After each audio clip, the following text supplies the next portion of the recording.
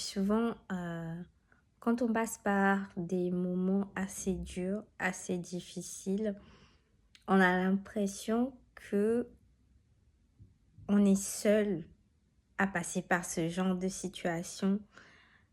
Tellement on a l'impression que notre problème est plus grand, en fait, que que le problème de tout le monde, quoi.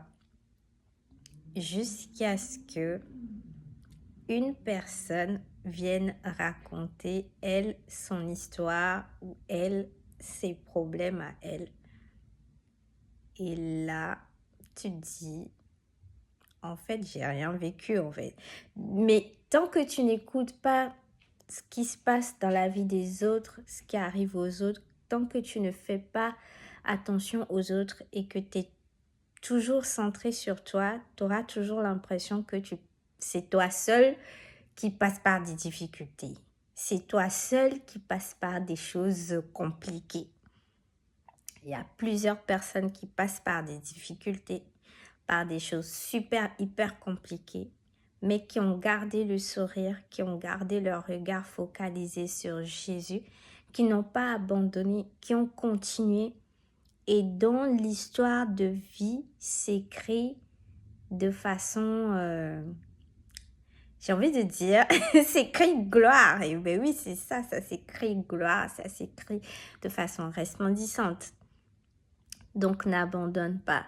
Sache que lorsque tu passes par une certaine situation, il y a quelqu'un quelque part qui est en train de passer par une situation pire que la tienne. Peut-être qu'aujourd'hui, tu n'as pas d'argent pour payer ton loyer ou tes études. Il y a quelqu'un quelque part qui s'est déjà retrouvé dehors, qui ne sait même pas où est-ce qu'il ou elle va dormir et que la situation se complique de jour en jour.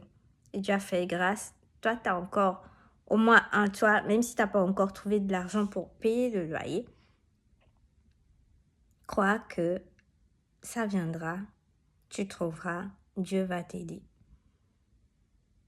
Continue de lutter, continue de travailler, continue de chaque jour semer ce que tu peux semer dans tes journées.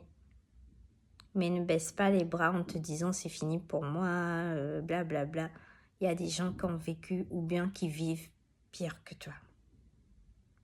Allez, tchuss! Bon courage à tous!